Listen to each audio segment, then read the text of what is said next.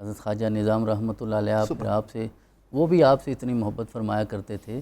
آپ نے تو یہ فرمایا نا کہ آپ نے ارشاد فرمایا کہ اگر شریعت اجازت دیتی تو میں قبر میں آپ نے یہ بھی فرمایا کہ میرے دنیا سے جانے کے بعد انہیں کبھی میرے مزار پہ نہ آنے دینا, میں پھر بے ضبط ہو کے مجھے باہر آنا پڑے گا استقبال کرنے کے لیے. اور یہ ہوتا ہے.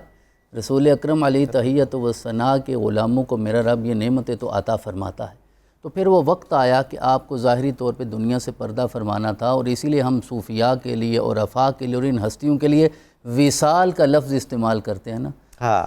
6 ماہ صرف تو گزرے تھے اپنے مرشد گرامی سے. حضرت خواجہ فرمایا کرتے تھے امیر خسرو کو کہ ترک میری زندگی کی دعا کیا کرو, تمہاری زندگی میری زندگی سے وابستہ ہے. واہ, جب میں نہیں رہوں گا ظاہری طور پر تو تم بھی گئے بس. کمال ہے, کیا بات ہے. اور اسی لیے حضرت نے یہ بھی ارشاد فرمایا کہ اگر بروز محشر میرے رب نے سوال کیا کہ کیا لے کر آئے ہو, میں کہوں گا میں خسرو لے کر. سبحان اللہ سبحان اللہ. اب ان چیزوں کو دنیا والے کیا سمجھیں.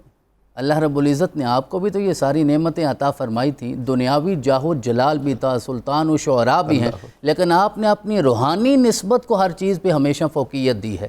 آپ صرف عظیم شاعر یا موسیقار ہی نہیں تھے, بلکہ آپ با ادب, با وفا اور وفا شعار اور عاشق صادق مرید تھے. اسی نسبت کو میرے رب نے آج تک قائم رکھا ہے.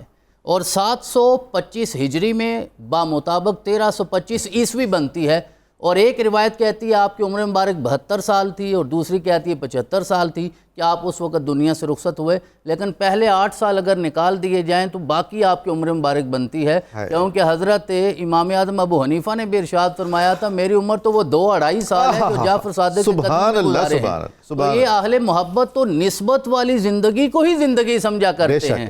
تھوڑا سا ایک لمحہ بھی اگر غفلت میں آ جائے تو اسے تو اپنی زندگی میں وہ شمار ہی نہیں کرتے. پھر وصال ہو گیا جی, صحیح معنوں میں وصال ہو گیا. ابھی 6 ماہ گزرے تھے, اور آپ ارشاد فرمایا کرتے تھے کہ میرے مرشد گرامی اگر ظاہری طور پہ دنیا میں حیات نہیں رہے تو میں نے زندہ رہ کے کیا کرنا ہے. اور یہ وصال کی کیفیات حضرت سیدنا بلال حبشی رضی اللہ تعالیٰ عنہ کی زندگی میں جب آپ جانے لگے, روح کفس انصری سے پرواز کرنے لگی اور زوجہ سرحانے بیٹھی واویلا کرنے لگی, آپ نے فرمایا رونے کا وقت نہیں, مبارکباد دینے کا وقت ہے. اس نے کہا ابھی بیوی تھی پھر بیوہ ہو جاؤں گی, بچے یتیم ہو جائیں گے, گھر اجڑ جائے گا. آپ نے فرمایا نہیں, کتنا عرصہ ہو گیا رسول اللہ کا دیدار نہیں کیا, جیسے ہی جان نکلے گی میں اسی لمحے رسول اکرم کے قدموں میں حاضر ہو جاؤں گا. تو آپ بھی اپنے مرشد گرامی کے قدموں میں حاضر ہو گئے. صرف 6 ماہ کا عرصہ.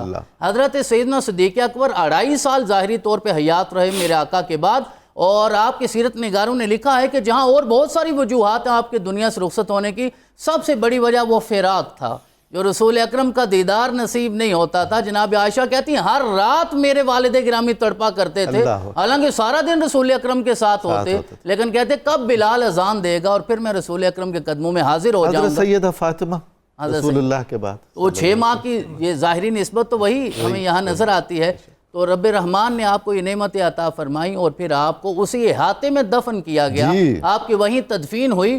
اور سیرت نگاروں نے لکھا صرف آپ کی قبر سے 40 قدم کی دوری پہ آپ کی قبر مبارک ہے, اسی احاطے میں ہے. اور ہمارے سلسلہ چشتیہ کا جو روحانی تسلسل رہا ہے, جو بھی لوگ وہاں حاضر ہوتے ہیں پہلے حضرت میر خسرو کی بارگاہ میں اور پھر بابا نظام کی بارگاہ میں, کیونکہ آپ محبوب الہی ہیں. میرے رب نے یہ نعمت آپ کو عطا فرمائی ہے. اور آپ نے حضرت اقبال کا ذکر کیا, مرزا غالب احمد تو غالب نہیں ہوگی نا سارے شعراء پہ, اسی نسبت سے میرے رب نے آپ کو غلبہ عطا فرمایا.